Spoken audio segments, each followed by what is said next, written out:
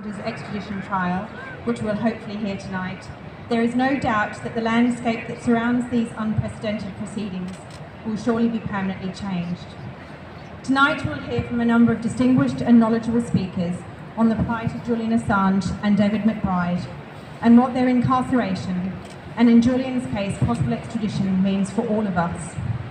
We will acknowledge the contribution made by those who truthfully seek to inform us, and the courage of ordinary people who continue by their actions to seek justice, truth, peace, and ultimately safety for society. And finally, we will own and grieve the victims of war, both civilian and military. However, before we begin formal proceedings, please join me in acknowledging the traditional custodians of the land on which we stand, and it gives me the greatest of pleasures to introduce Karen of the Yuggera people to acknowledge our first people.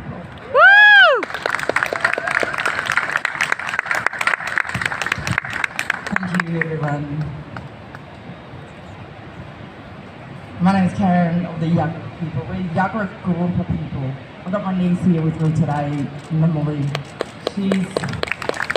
Her grandmother was a veteran for activism and rights from right back in the 70s and right up to her passing, which is only in the last few years. Our people are from the Brisbane areas and wider areas. We've got connections here also to the families. We got family from Kabi Kabi, Gurrumpul, Nunakal, Mananjali, Waka Waka, all the surrounding tribes and Gumbi. We want to acknowledge all of them. And like we're in this place called Anzac Square, where we're acknowledging the war, people that fell from the wars, and we want to acknowledge also our peoples, the resistance. Still, right up to today, they've been fighting for their rights to live in their own homelands. They've been fighting right from the start when Patrick Logan first came into these waters, and then John Oxley.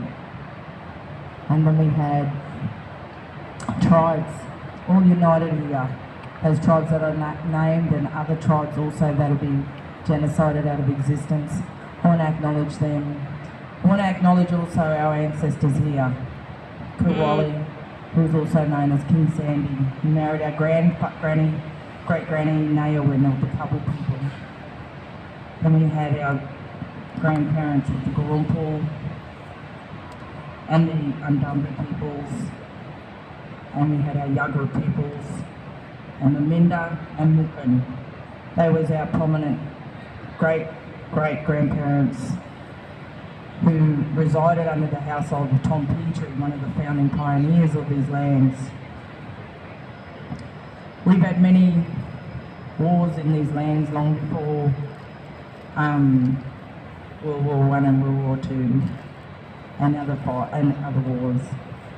And it's never stopped with our people fighting for the right to live in their own lands.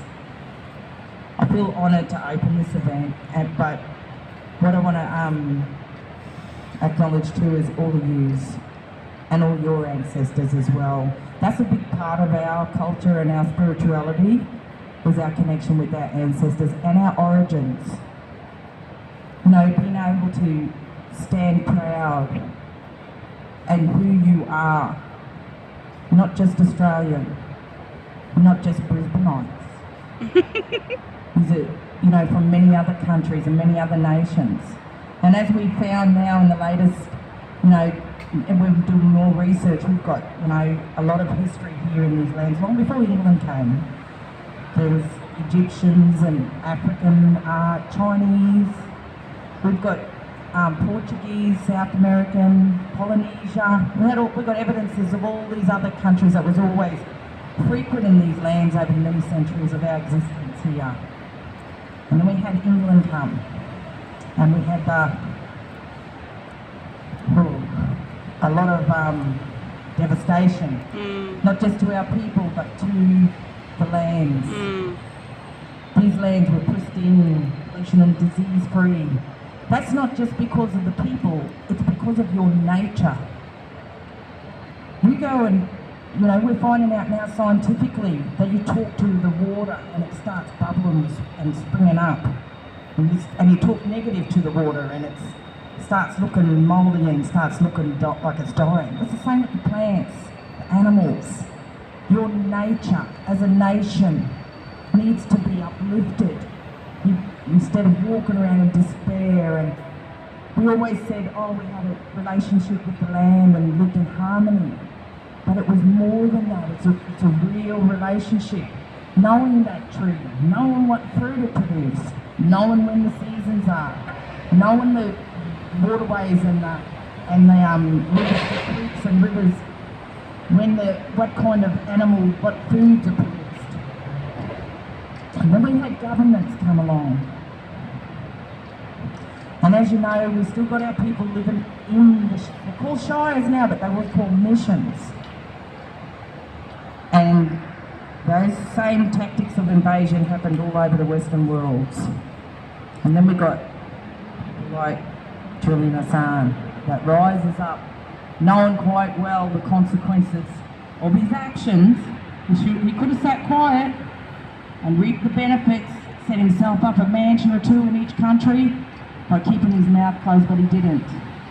He's one of our heroes, turning the tables on the Western corruption in our governments.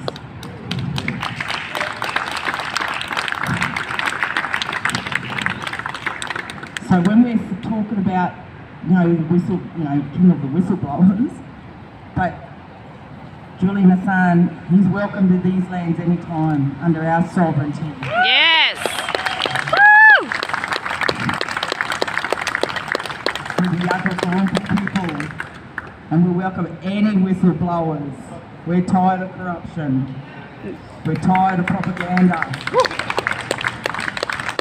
The corporate empire is folding. It's failing. It's not going to keep ruling us. We're going to get back to our original state, and that is harmony with one another and our lands. Yep. First and foremost. Absolutely. Not government deception. Not corporate rule over people rule. We're going to return back.